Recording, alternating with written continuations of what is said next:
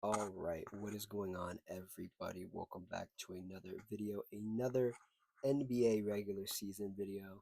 This is the busiest time of year. We have some games to talk about. We have a bunch of news. We have a trade. We have the All-Star reserves that were announced yesterday. We have a whole lot to get to. So if you like what I have to say, like the video. If you have any opinions, comment down below. And if you just like the vibes, consider subscribing. So there's a bunch of stuff to get to today on this Monday. We have some games. There were a bunch of games. I sort of thinned it out to the games that were fairly interesting on the top side of your screen here. Um, Toronto versus the Magic, Dallas versus the Rockets, Lakers at Knicks, and then Oklahoma City versus the Denver Nuggets. Those are the games we're primarily going to talk about. We have some other games that we'll like skim over a little bit. Maybe I'll mention them, but I'm not going to go too deep. And I'm not going to go too deep into any of these games either. Just talk about them more in a broader view because there is a whole lot of news. I don't know how I want to formulate this video, so I'm just going to do it in the way that I think is best. We'll talk about the news, the trade, and the All-Star reserves, and then we'll circle back. We'll go back in time a little bit, and we'll talk about the Magic game all the way up until last night, OKC versus the Denver Nuggets. So, without further ado, let's get into it. And the biggest news, the biggest shock of, I guess, this time of year when it is busy, but the biggest shock was not a trade. It was a suspension announcement from ESPN Shams Charania. The league suspended Paul George for taking illegal substances or substance of some kind. It was not specified what it was, and Shams Charania did not do his due diligence and tell anybody for a fact what it was. And then Shams Charania proceeded afterwards of announcing that news, breaking that news. It was his story. He proceeded to astroturf the story with Paul George and his agent putting a statement out there that Paul George had taken improper medication for mental health. Now, I'm not going to sit here and be like, oh, he's lying, this and that, whether Paul George is lying or Shams Charania is lying for Paul George. Um, 76ers forward. I do, and there are some conspiracy theories after this too that we'll get to. I do think that it's funny that Paul George had a couple good games back to back to back, and he dropped 30 points in a game that I was very impressed with. I think we talked about it on this channel. We talked about it. I was very impressed with Paul George, and then they drug tested him, and the league was like, "Yeah, we didn't believe that." Now, there are two things that are possible. Paul George did take a medication that was prescribed, but it had something in it that was on the league's banned list. Um, and he was taking it, and nobody realized. The doctor didn't know. Whatever the case may be, I'm no doctor. I'm no physician. I'm no like. I don't work in a pharmacy, so I don't know um, what what substance could have been in those pills that were for mental health, um, and that violated the drug policy, the anti-drug policy of the league. And the other thing is that this is a complete lie on Paul George and Shams Charania's part, and Paul George's agent's part, and he did take PEDs, and is lying about it, which nobody's gonna look into this really unless they really want to deep dive on Paul George's personal life and what he does, off the court and what his routine is. But it is slightly suspicious. I will say that you play one of your best games in the 76ers jersey, and then, like, was it 48 hours later, you get tested and you have something in your system that's not supposed to be in your system. I'm going to read a statement from Paul George, and he says, "Over the past few years, I've discussed the importance of mental health, and in the course of recently seeking treatment for an issue of my own, I made the mistake of taking improper medication. I take full responsibility for my actions, and I apologize to the Sixers organization, my teammates, and the Philly fans for my poor decision making during this process." End quote. Um, he goes on to continue here in an additional quote. I am focused on using this time to make sure that my mind and body are in the best condition to help the team when I return. Georgia's suspension began um, Saturday night in a game in Philly against the New Orleans Pelicans. Um, when he's eligible to play to return, it will be March 25th at home. So this is aside from I'm speculating. This is all speculation that Paul George mayhaps be lying, or mayhaps have taken a medication that it was new and they had something in it that he wasn't fully aware of, and he didn't know that it was on the league's banned list. Whatever. I find this. I don't find it hard to believe. I just find it suspicious. And when you have somebody of Paul George age who's trying to recapture um, his youth, trying to recapture the play that he had, even at some moments when he was with the Clippers 2 years ago now. I grow suspicious that Paul George wouldn't do this. I think Paul George, this is a personal opinion of mine. I've never met the man, but I think he's very selfish. I think he's very arrogant. I think he's very, uh, like he's a smart ass, for lack of a better term. And I do believe this is something he would do. Now, up to you whether to believe it was intentional or unintentional. Uh, if I'm not going conspiracy theorist, I think it's unintentional. I think he just messed up and these things happen. And Paul George's been in the league so long. I don't think he would jeopardize his team and his brand and everything he has just to have a couple good games, you know? Or his plan, if it was indeed to have a good second half of the season, you know, by taking said um, whatever substance it was to help him improve his play. Yeah, and excuse me, to the other theory that this was almost pseudo intentional by the Sixers and by Paul George to alleviate some of that money, because when he got suspended for the 25 games, and he's serving a suspension right now, he will be doing that without pay. So the Sixers do not have to pay him. Thus, it won't affect their cap, and their overall payroll for the season will be much lower because Paul George is missing these 25 games without pay.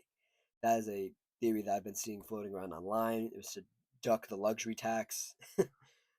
It's an interesting idea. I don't think the Sixers would ever get Paul George to be on this thing, and I don't think Daryl Morey is a slippery guy. The Sixers GM, I don't think he's that slippery though. I think he's a lot of things, not that slippery. Yeah, how does this affect the 76ers? I don't think it does. I mean, they played a bunch of games without Paul George. I don't I don't believe it's really gonna have any effect. I mean, it's gonna open up more minutes for guys like Jared McCain, like VJ Edgecombe to play even more minutes, maybe in this back half of the season or this second half of the season, be able to push for Rookie of the Year. Um, it's gonna be good. It's gonna be. They've played so much basketball without Paul George. I think it was more fun to them to play with Paul George than without him. So I don't think it's gonna affect them that much. I mean, if we go look at the 76ers right now, they're 27-21. They won that game against New Orleans, by the way, the one I talked about earlier. And they're 9 games back of the first seed. I don't think they're going to get there. But if I go look at their schedule, they said March, right? When he would be able to return. So if we go down to March here, that's not quite the end of the season, but let me make sure. When did they be able to return? March 25th. Okay, so March 25th. Nah, that's basically the season over. The regular season, I should say. The regular season. He comes back. He'll have a chance to. This is probably, I don't want to say an easy part of the schedule, but if he does come back indeed on March 25th, at that point, the Chicago Bulls will probably be out in the play-in or out of the play-in, so they're not going to be good. Charlotte Hornets have been on a run, but I don't believe in that right now. Miami, Washington, Minnesota, Detroit, San Antonio, Houston, Indiana, Milwaukee. Um, if anything, this is a good stretch for him to come back. That's the positive way to look at it, I guess. It's a it's a good time for him to come back. It's not like he's coming back in a hard stretch of the season. I mean, some of these teams are going to be where they're going to be. They're going to be resting players. He'll be okay. And hell, the Sixers might even tell him to rest. If the Sixers are snug in at a spot, like avoiding the plane, I don't think they'll tell him to come back.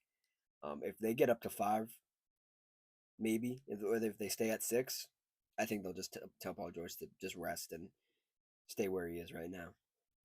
And as Paul George put it, focus on his focusing on using this time to make sure his body and mind are in the best condition that when he returns. So yeah, Paul George will lose roughly 11 million, almost 12 million of his 51 million dollar salary. That's about 469,000 for each of the 25 games missed. That's a crazy number. Still can't believe they paid Paul George that much. um, yeah, so that's the Paul George stuff. I'm not the biggest Paul George fan, so if I came off and you didn't like what I said about Paul George, too bad. I'm not his biggest fan, and every day makes every time I see Paul George news, it makes it easier for me to dislike the guy. So yeah, there's that. Um, Next thing here, this happened February 1st. We had a trade. We had a very big trade, actually. At least for the East, we had a very big trade. Um, we had a trade involving the Cleveland Cavaliers, the Chicago Bulls, and the Sacramento Kings. The Kings traded Keon Ellis, Dennis Schroeder to the Cleveland Cavaliers. The Kings received in return DeAndre Hunter. The Bulls are involved in this, like I said. The Bulls sent Emmanuel Miller to Cleveland, and Chicago got Dario Saric from the Kings, a 2027 second round pick, and a 2029 second round pick. So, um, right side of your screen, those are the main people involved in the trade. From left to right, Keon Ellis, uh, DeAndre Hunter, Dennis Schroeder. I think this is such a great deal for the Cavs, and I think it's an indicator as well of what they want to do heading into this not even full week of the trade deadline. The last couple days here of the trade deadline, creeping up on us. To me, we'll get into everybody except the Bulls. I don't care about the Bulls. The Bulls didn't get anything of real value. You got Dario Saric, so what? We'll talk about the Kings and the Cavs. For the Cavs, to me, this is an indicator that um, the Lonzo Ball experiment in Cleveland is over. Cleveland has no use for Lonzo Ball with these guys on the roster, Keon Ellis and Dennis Schroeder. Um, and Lonzo Ball probably shipped out. They'll probably have to attach a pick to it to get rid of him. And that huge offseason acquisition that I was so very hopeful of, and a lot of people were hopeful of Lonzo Ball on the Cavs, just hasn't worked out. It just hasn't. It's been bad, and he can't shoot the ball. He can't really do anything. If I can, let me pull up the Cavs roster here, and let me find out what Lonzo Ball's numbers are here. Lonzo Ball this season. Oh boy, yeah, it's rough. 4 points, 4 rebounds, 4 assists, 30% from field goal. Um, the worst year of his career. Um, Not great.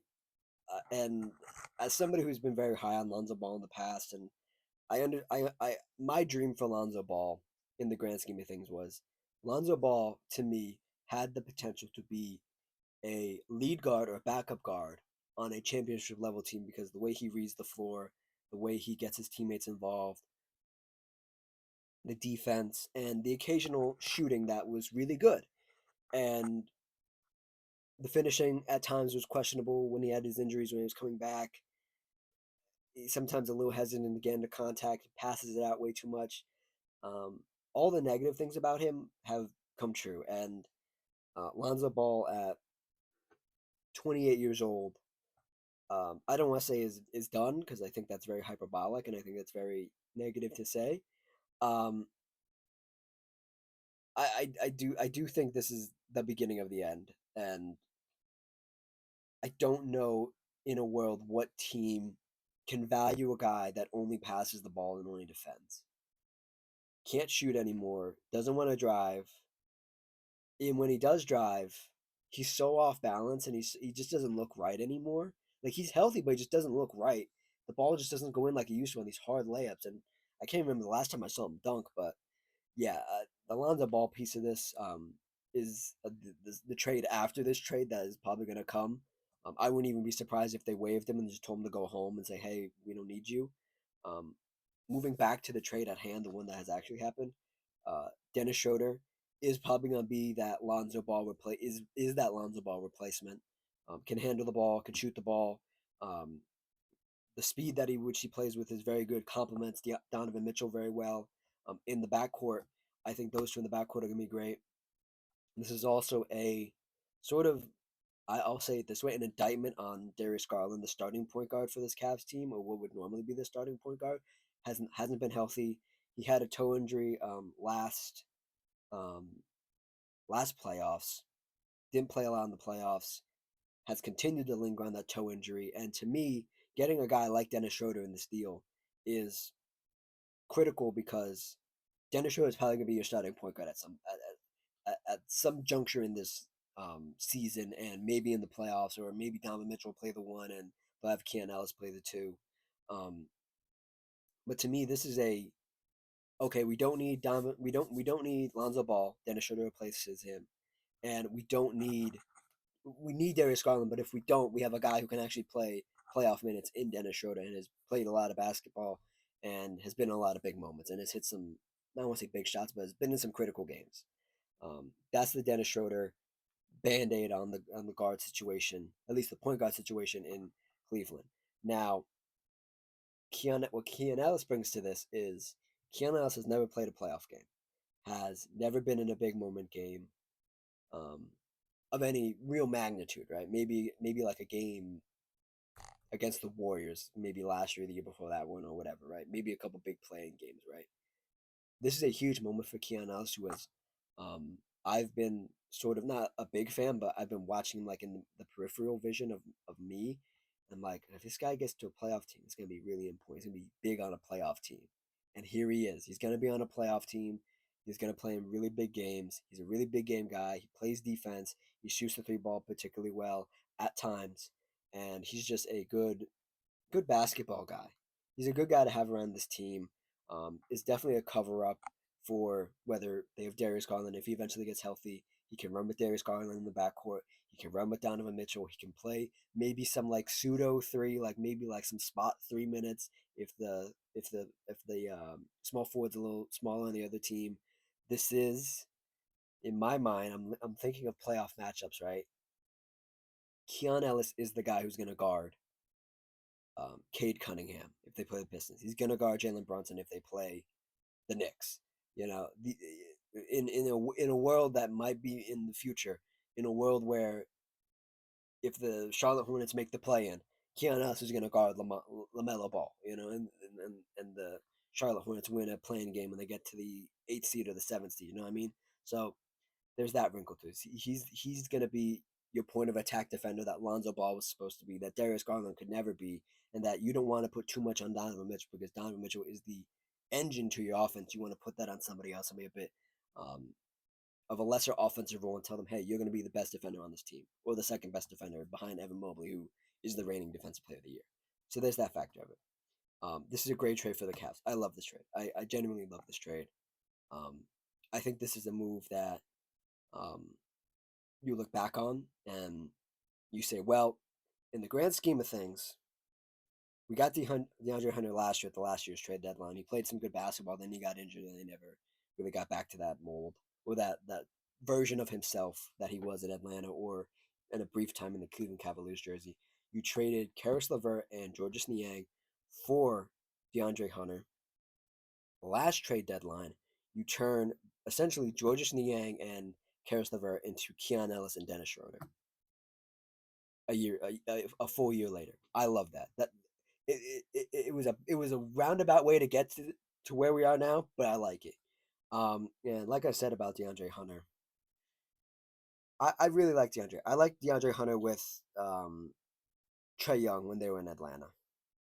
Trae Young's no longer Atlanta. DeAndre Hunter's no longer in Atlanta. Obviously, they're both at their second stops now. DeAndre Hunter in Sacramento as a Sacramento King. Um, I have no. We're gonna need to come back to this and see what this Kings roster is at the end of this week. Because if it's the same, I hate it. I hate anybody in a Kings jersey. Like you're just wasting your time. You're wasting your prime. Um, but for the Kings right now in this moment, this is a pickup because Keegan Murray has been injured for them basically all season. You get a young player who can play with Keegan Murray when he returns. You get a guy who can replace Keegan Murray in the starting lineup or off the bench. Um, while he's gone in this time right now where he is injured, and you sort of have somebody a bit younger. You didn't want to pay Keon Ellis. You're not keeping Dennis Schroeder long term. You DeAndre Hunter gets to play with like what, Russell Westbrook, Zach LaVine, DeMar DeRozan, and Domantas Sabonis. Sure, cool, nice playing team. Nice, yeah. But yeah, that's it. I have no real thoughts on. I have to see what this Kings roster is at the end of this week because I don't know what it is going to be. Is it going to just be DeAndre Hunter and Keegan Murray, and they're going to shoot out all the old guys and maybe keep Domantas Sabonis? Then I like it a little bit more. Do I like him with all these other forwards and guys who are ball handlers and going to stick him in the corner? Maybe I like it because that's what he did when he was with Trae Young in Atlanta. He just sat in the corner a little bit, but I really don't like it as overall for this part of his career. And the Kings keep on doing Kings things, and the best thing they can hope for right now is that maybe you don't play DeAndre Hunter. Maybe you just put everybody on the injury list and you trade the guys you don't want and you tank for a draft pick. Maybe you tank for Darren Peterson. Maybe. Uh, so yeah, that's the news right there. We had the East and West, quote unquote, All Star reserves um, released last night. We will cover that right now, and then we will get into the games real quick here at the end. So yeah, here we go with the All Star reserves. Now, they teased this in the broadcast because they revealed this stuff on the broadcast, the NBC/Peacock broadcast. There, there's gonna be Team Stars and Stripes, um, versus Team World. There's three teams this All Star weekend at the All Star game. Confusing, I know. I hate it too. Don't get me started. I hate it. Um, I think Stars versus Stripes is basically East versus West, just not with the East versus West name, versus the East versus West, quote unquote, but without the names versus the world. That's how I understand it. And they teased it. They're like, we're gonna review how we're gonna do the rosters and everything next week, and we'll see what it is. But as of right now, I'm just gonna refer to it as East versus West, or the East roster and the West roster. It's a tongue twister. Um, right now, and then when it changes, and I'll correct myself. But for right now, let's start with the East here, with the reserves. The starters, just to recap real quick, starters for the East: Giannis Antetokounmpo, Jaylen Brown, Jalen Brunson, Cade Cunningham, Tyrese Maxey, from their respective teams: Bucks, Celtics, Knicks, Pistons, 76ers. Now the reserves. I really love these reserves for the East. First up from Toronto, Scotty Barnes, having a hell of a year, has changed his role, not dramatically, but enough to accommodate Brandon Ingram, enough to accommodate some of the younger guys on this team, and I love the season he's had. First time All Star from the Detroit Pistons, joining his teammate Cade Cunningham. Jalen Duren. I voted Jalen Duren in my when I did my voting thing on this channel as a starter. He didn't get that much buzz as a starter, but I'm happy he's here as a reserve, an easy 20 and 10 guy. I'm so impressed with Jalen Duren. Two of the guys out east that I'm most impressed with this season, it has to be Jalen Duren and Jaylen Brown. Both Jalen's. That's a lot of Jalen's. Some of them spelled the same way.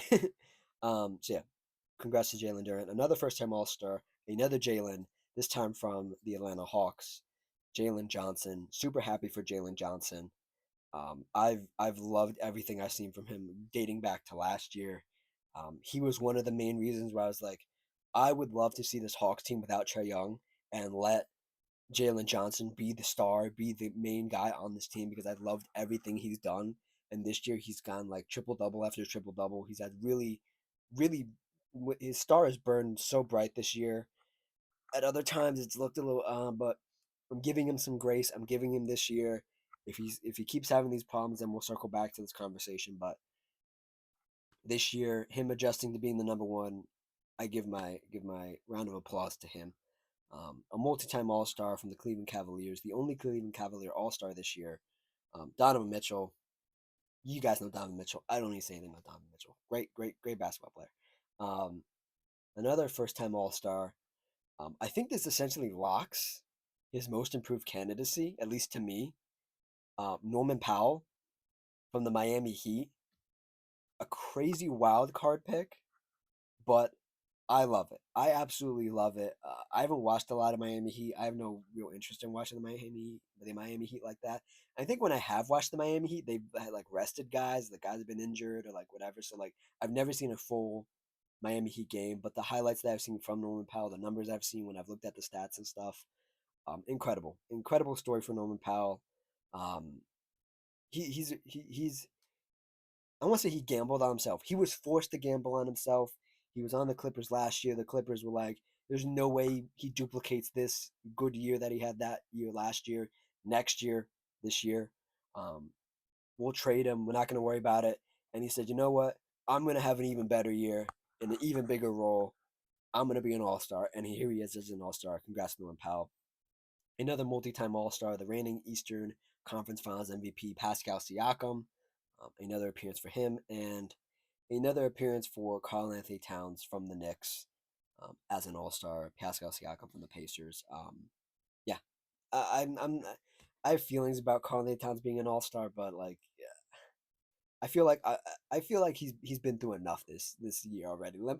I'll cool off on hating on Karl-Anthony Towns at least for now, and then in the West. I'll probably do a more detailed breakdown on this when we know like the actual teams and stuff and all that and how it's gonna work. I'm just going through this right now just so we have it on the record. Um, but we'll definitely do more of a deep dive and we'll talk. I want to talk about Norman Powell a lot more and talk about some of these other guys. Um, your West starters, just to recap: um, Golden State Warriors guard Stephen Curry, Lakers guard Luka Doncic, Thunder guard Shai Gilgeous-Alexander, um, Nuggets center Nikola Jokic, and Spurs center Victor Wembanyama. Those are your starters.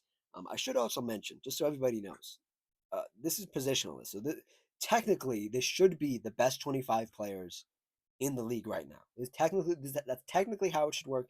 Is that how it worked? Not really. Also, I should note the coaches voted for the reserves. So no fans, no nothing. It was all coaches, and you could only vote for players in your conference, and you couldn't vote for your own players as a coach who voted in these reserves, who voted for these reserves. So just keep that in mind as well when I read these West ones to you. um, let's start at the bottom in this one. First time All Star, a great story. Somebody I've been begging even before I had this channel for to solidify himself to actually be uh, the player we think he can be and carry over those huge moments that he's had over his career um, into one season. And that guy is Nuggets guard Jamal Murray. An amazing story, an amazing year he's been having. I have been so impressed, and I've been so every time I see him, like finally, he's playing like I thought he could for a consistent amount of time without Nikola Jokic. Amazing stuff. Um, One of the more questionable ones here, where we get started with the questionable ones. Um, LeBron James, Lakers forward, all-time leading scorer in the NBA, in NBA history. Um, I have thoughts. All I'll say is that I think he got in because he's LeBron James and not because of the way he played this year, and I'll leave it at that for now.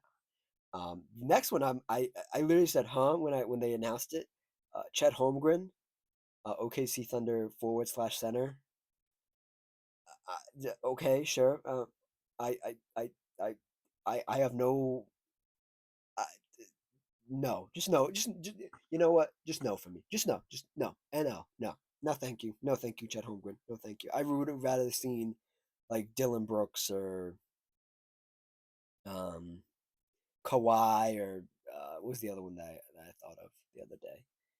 Somebody else. I don't need Chet Holmgren. I don't need it. I don't need. I don't need it. I don't need Chet Holmgren in an All Star game. Let's put it that way too. I don't need to see him in an All Star game. I don't. An obvious one, Anthony Edwards, Minnesota Timberwolves guard, much deserved. Had an up and down season. Hasn't played a lot recently. Every game I've seen the Timberwolves play recently, he hasn't played in. But what I did see earlier in the season, I liked. Not really duplicating his season from last year. That was really good from the 3-point line, especially, but good enough to be an All Star. Congratulations. Another multi-time All Star, Kevin Durant, deserved. Bit of a rocky couple weeks recently, but the play is there. The play is there. I respect it. Another multi-time All Star. Um, the all-time leading scorer for his current team, um, guard from the Phoenix Suns, Devin Booker, much deserved. I'm a big Devin Booker fan. I have his jersey right over there. I was just looking at it. Um, yeah, much deserved. And then another questionable one. At least uh, mm, to some people. Some people, for other reasons, don't like this player. Personally, I have an opinion, but it's not basketball related. We'll put it that way. It's not basketball related.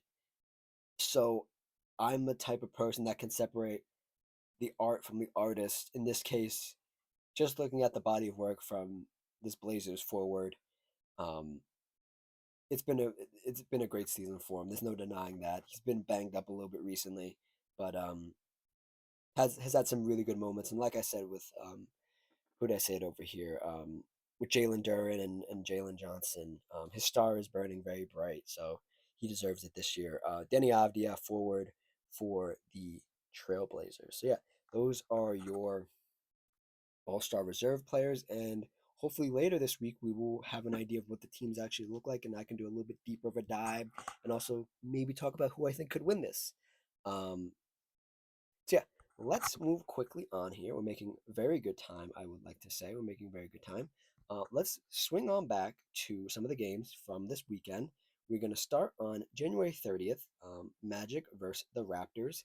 The Magic won this game in a comeback win, 130 to the Toronto Raptors, 120.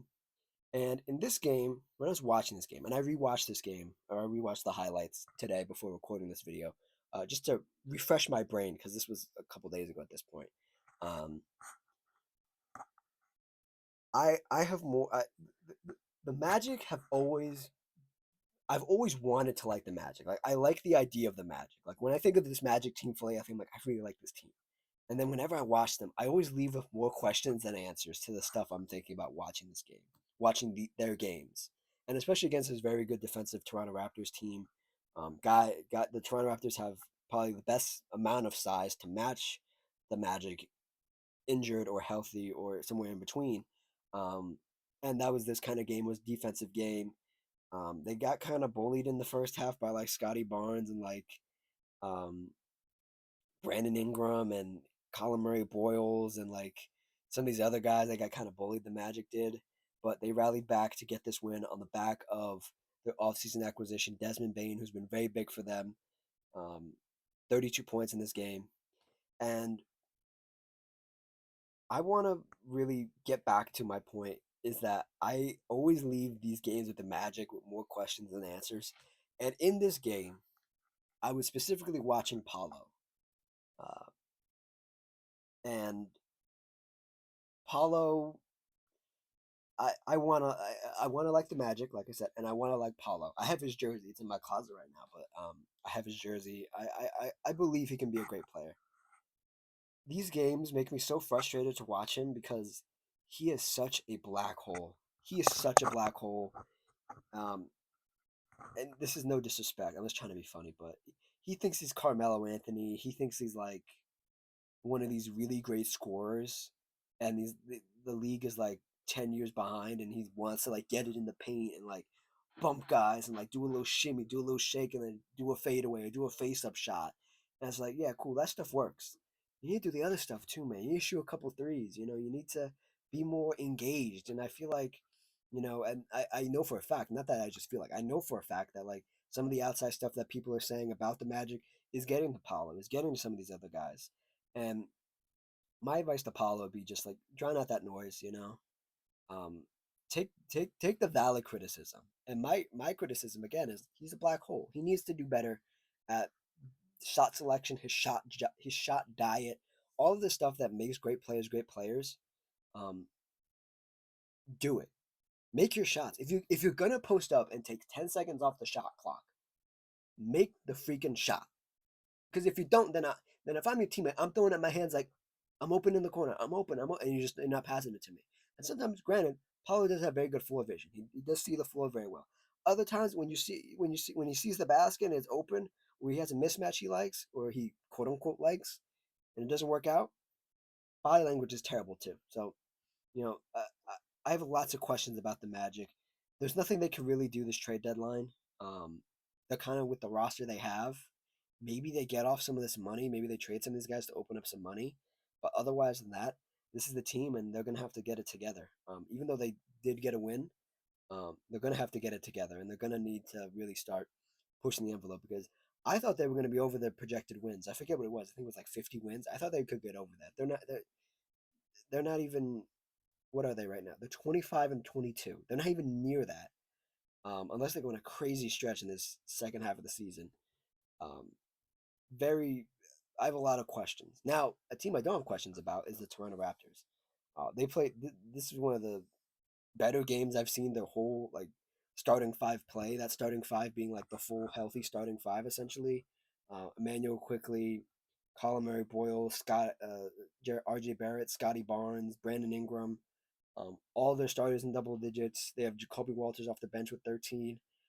Brandon Ingram 35. RJ Barrett 16 was on a match restriction. Scotty Barnes 19. Colin Murray Boyles 12. And Emmanuel Quickly 13. This is one of the better games I see them play. Offensively, I think it still is a little crowded. I think there is some work to do on that end, like thinning out this roster and getting more like positional guys that don't need the ball in their hand. But I said in my preview of this season, I thought this team was going to be good, and they've been very good, and they've surpassed a lot of people's um was expectations. So yeah, that's this game. The Orlando Magic improved to 25 and 22 on the season, and the Raptors kind of regressed to 29 and 21, 16 and 10 in away games.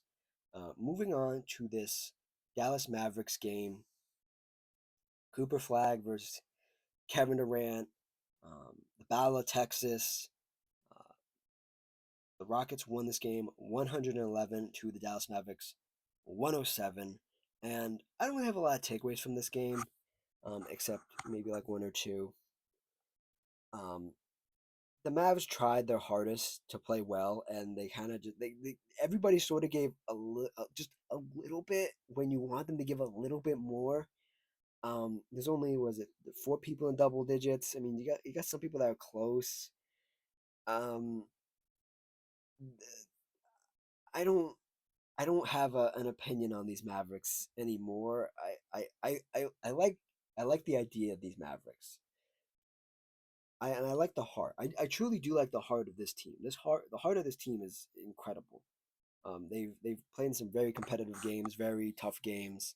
Won some of those tough games, been very close. They were very close this game to beating a much more talented and much more well equipped Rockets team. And the reason behind that was Cooper Flag, 35 points, 12 rebounds, 5 assists, 1 block.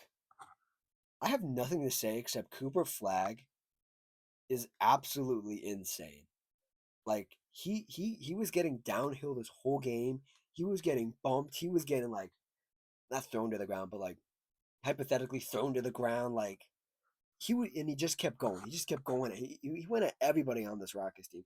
He went at Kevin Durant. He went at Jabari Smith. He went at Tyrese, and he went at Matt Thompson. He went at Alperen Sengun. He went at Dorian Finney-Smith. He went at Josh Okogie. He went at everybody. Well, no matter who the Rockets threw in front of him, he's like, I'm still getting downhill. I'm still putting this ball in that basket. And that's something I was super impressed with.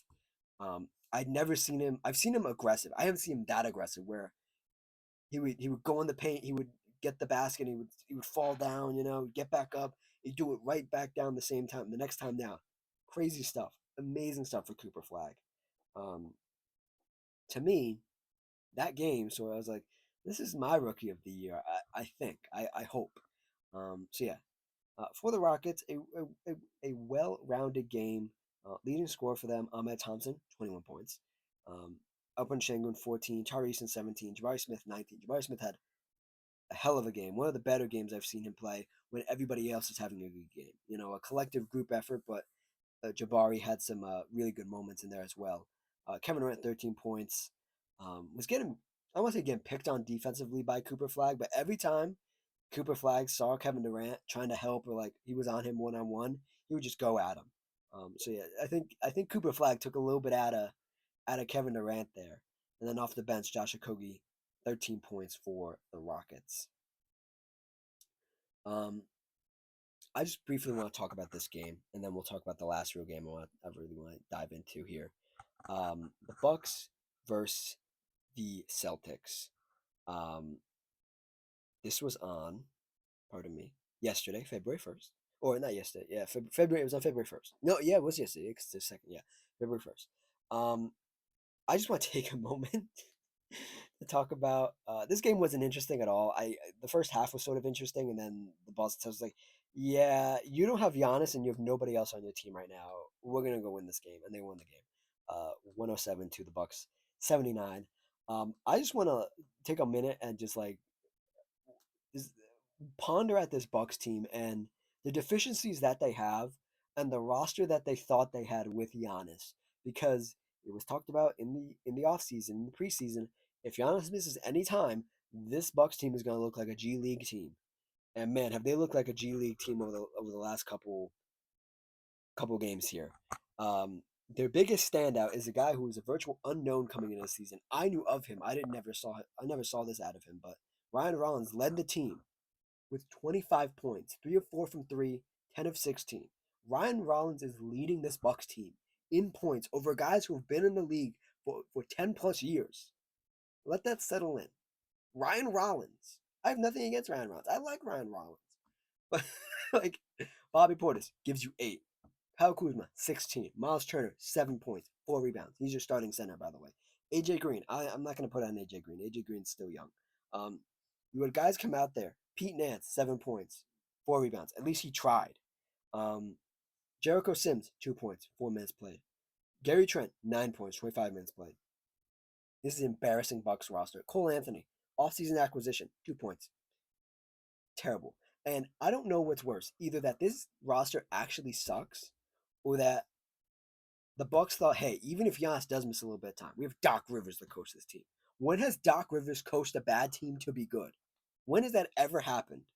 Never. I just want to say that. I'll probably talk about the Bucks at some point during the All-Star break and break them down, but they're so easy to pick on at this point. Like it's just fun to look at their ineptitude and the stuff like they thought would go right and just hasn't gone right. And there's some other stuff I've seen that like made me really like my brain like almost exploded um at the thought of the stuff they've done over the last couple years. But yeah. So this last game here, Lakers versus the Knicks. This is the last game of the weekend. The New York Knicks won this game 112 to the Los Angeles Lakers 100. The Lakers got beat very badly.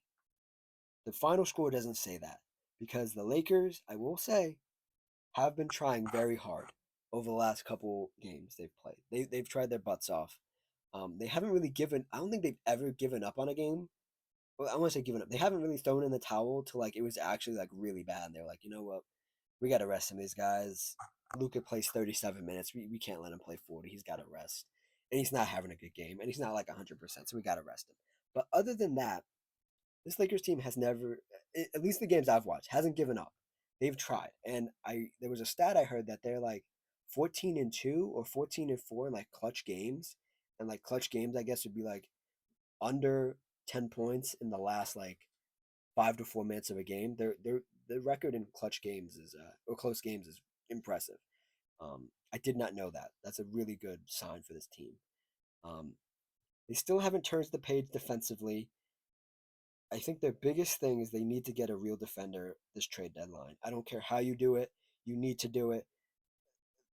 Marcus Smart and Rui Hachimura and Jared Vanderbilt can't be your three best defenders. They can't. You need one more. One more, and I'd be like, okay, maybe you can get away with this. Um, but this Lakers team tried. I'll give them a lot of credit. Um, JJ Redick has these guys at least trying, and I think that's one step of the process that um, a full season with Luka and LeBron, especially Luka, is going to show 2 months from now that this team is going to keep trying and keep going.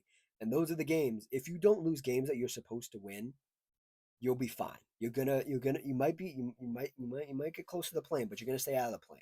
And that's the most important part for this Lakers team is to stay out of the plane. And for this next team, um, they did what they do best defensively. They were running the floor. It was a clinic out there. It was a clinic, and they pushed the pace. Even though the Lakers were in some zone at some point, they busted the zone so easily. Um, they had all their starters in double digits. OG Anunoby 25, really great game. Karl-Anthony Towns 11. Um, Josh Hart 20. Mikal Bridges 10. Jalen Brunson 12. Not his best game, but everybody else picked up the slack, which you love to see. Landry Shamet was on fire in the second half and especially in the fourth quarter. 23 points, 6 of 10 from three, 8 of 13 overall from field goal. This is the weird stuff about the Knicks is that like, oh yeah, we got Jalen Brunson. He's not playing well, and then you get like Landry Shamet off the bench, who gets you 23, and then you have like Tyler Kolak doing like all the little things, and it's just crazy. This Knicks team, I like this Knicks team. I just have some like issues with them and like some like internal issues, but like when they're playing and they're playing well, I can't pick on them. They're really good. They're really good, man. Um, so yeah, that's it. That's the video. Probably just around the time I thought it would be. You guys will not get a video tomorrow. You guys will get a video on Wednesday. Yeah, Wednesday. Yeah, you guys will get a video on Wednesday. Check out my video from yesterday. I'll put a card in the top right corner. You click it, it will take you right to the video. I did a review or a look back on the 2016 draft 10 years ago. People who have exceeded their expectations. So check that out. Um, like, comment, subscribe, all that good stuff. And I will see you guys next time. Cheers.